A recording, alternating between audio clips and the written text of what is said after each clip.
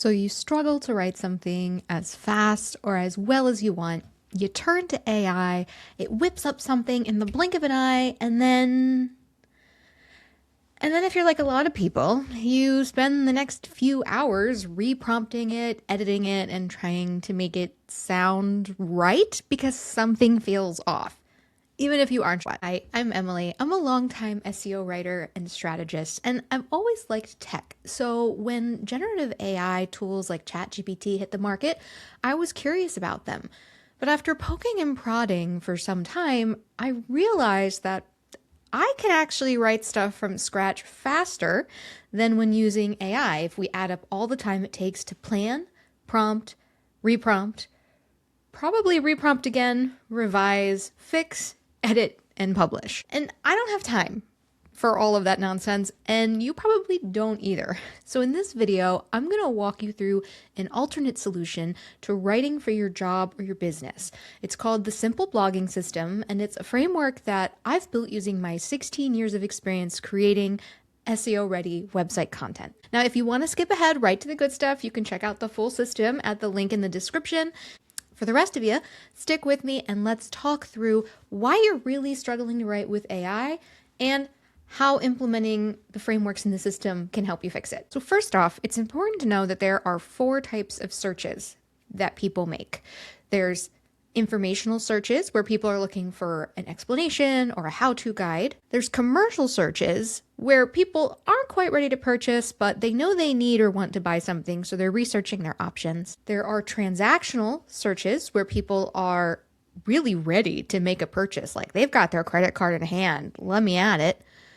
And there's navigational, and that refers specifically to online navigation. For instance, if you have a course or a membership or a customer login area on your site, they might be searching to find where that login page is or how to access their account settings. Now, for your content to actually work long-term in search results and appear for all of those kinds of queries, you need to follow 4 specific things. And there's an acronym you can remember called EEAT or EEAT. I didn't make this acronym up. It comes straight from Google, and it stands for experience, expertise, authoritativeness, and trustworthiness. So every piece of content that does well on a long-term basis in traditional and now AI search results is something that demonstrates that the author or the company publishing the content has real-world experience. They have documented expertise that proves that experience. They're considered to be an authoritative resource, and they're also considered to be trustworthy. Now, what I'm getting at here is that AI-generated content is incapable of achieving EEAT. AI-generated content is an average of everything that has ever come before, from Pulitzer Prize-winning writing to Reddit posts by the least intelligent person you can possibly think of. It's everything. Because it's AI, it has no unique expertise to communicate, no experience to draw from, and no authority to convey either. And I'm not just going by my gut on this. There was a study done in 2025 by an agency called Hook, Line, and Hook, Line found that more than 82% of consumers can tell when text is AI generated, even if they can't pinpoint why. And 40% of those people find that they feel more negative when they hear about a brand using AI content or discover that a brand has used AI content. And this happened recently in the United States during the 2026 Super Bowl, when viewers were largely turned off by a high number of AI-generated commercials. These commercials themselves are a big selling point. Some people watch the Super Bowl just for the ads. They cost a ton of money. Sometimes they're like little movies. But this year, the number of AI-generated ads just didn't bring the same human flavor and wit of prior years, and it really turned some people off, some of these brands.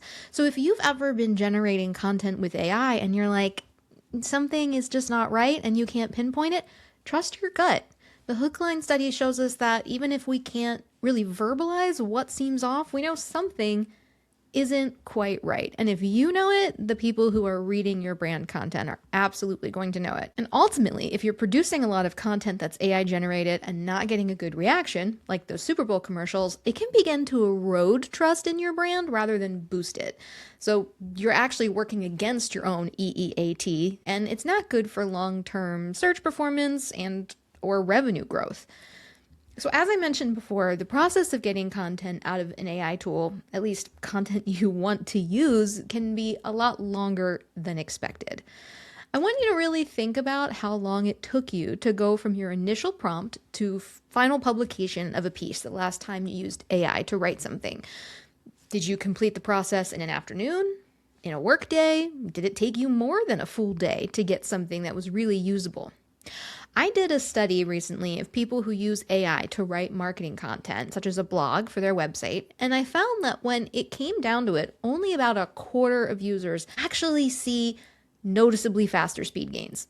Most people aren't able to work faster with AI. They're kind of trudging along at the same pace and it feels stickier. And some people find that they're actually working slower when they create content with AI versus writing it themselves. And that is because the process isn't just as simple as saying, hey, write this blog post and using what it generates. And in the course of doing this study, I realized that the big problem comes down to structure. You see, there are specific kinds of content that work best for specific searches. For instance, if I'm targeting people who are running an informational search query, but I'm creating the wrong type of page, I'm not going to appear in those search results. And even if I do, I'm not going to capture those clicks and turn them into actual customers because there's a misalignment between what people want and what I'm providing them. If you ask AI to write a blog post or a guide, the formatting is almost always the same. It's pretty consistent. And this format isn't necessarily what people want or need. You can actually create content faster yourself without involving AI if you know exactly what type of content structure you need going into the project.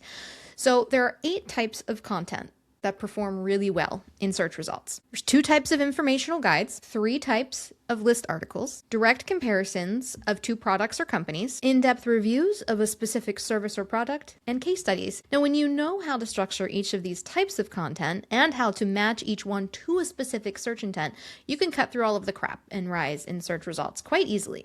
You can also create your content much faster because you're not spinning your wheels trying to figure out what is right? Why doesn't this feel right? What do I need to do next? Now, my big goal is to make SEO concepts and processes like creating content for your site less confusing and less complex.